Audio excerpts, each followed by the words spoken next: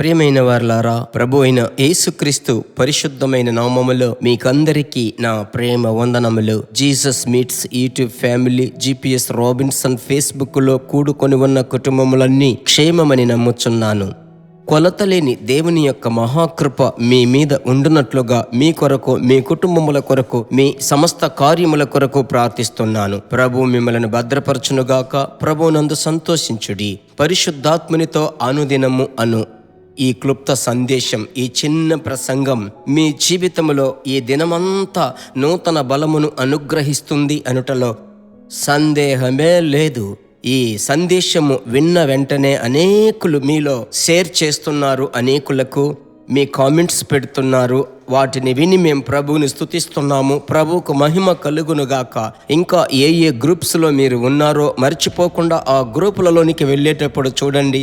వారు దేవుని చేత మిమ్మును బట్టి ఆశీర్వదింపబడుదురు. ఈరోజు సందేశం ఏమిటి?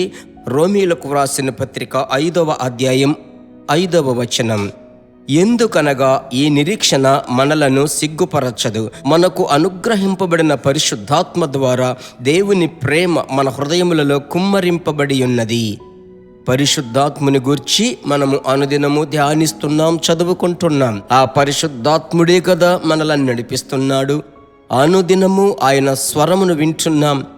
ఈ దినం పరిశుద్ధాత్ముడు మీకు చెప్పేటువంటి మాట చూడండి. ఆ పరిశుద్ధాత్ముని యొక్క అభిషేకం మీ హృదయములో కుమ్మరింపబడేటప్పుడు వాక్యం సెలవిస్తుంది, ఆ అభిషేకం మిమ్ములను సిగ్గుపరచదు. అభిషేకమును నమ్మే కదా మీరు జీవిస్తున్నారు.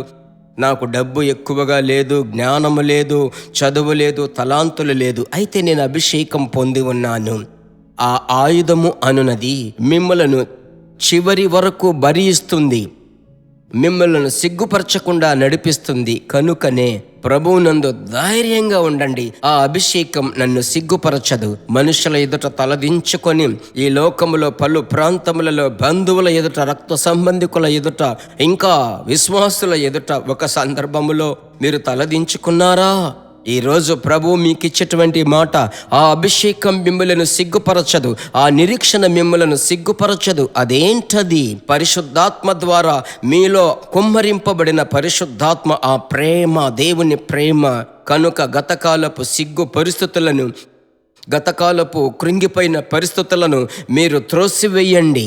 నన్ను సిగ్గుపరచని పరిశుద్ధాత్మ దేవా మీకు స్తోత్రమని చెప్పి ఆయనను స్తుతించి ప్రార్థించండి. ప్రభు కృపగా ఈ దినమును నడిపిస్తాడు. మీ కొరకు నేను ప్రార్థిస్తాను. మంచి తండ్రి, ఈ ప్రార్థనా సమయముకై స్తోత్రం దేవా. రోమా 5:5 ప్రకారం మాలో కుమ్మరింపబడిన ఆ పరిశుద్ధాత్ముని యొక్క దైవికమైన ప్రేమ చేత మమ్మల్ని నింపారు. గనుక ఏదేదైతే మీ యొద్ద మేము నమ్మామో, మా బిడ్డల యొక్క భవిష్యత్తు, బిడ్డల యొక్క చదువు, బిడ్డల యొక్క వివాహము, బిడ్డల యొక్క కార్యములు, శరీర సంబంధమైన సౌఖ్యము, రాబడి, అప్పుల భారములో చిక్కుకొని తల్లడిల్లుతున్న నేను ఖచ్చితంగా అందులో నుంచి ప్రభు నన్ను విడిపిస్తాడని, ఇలాగూ ఏ కార్యముల కొరకు మిమ్మలను ఆనుకొని ఉన్నారో ప్రభువా, ఖచ్చితముగా వారు సిగ్గుపరచబడరు. ఈ దీనుడు మొరపెట్టగా యెహోవా ఆలకించి కలిగిన ఇబ్బందులన్నిటిలో నుంచి తప్పించి రక్షించే దేవుడవు. మీ బిడ్డలను ఈ ఉదయకాలమందు బలపరిచినందుకు స్తోత్రం.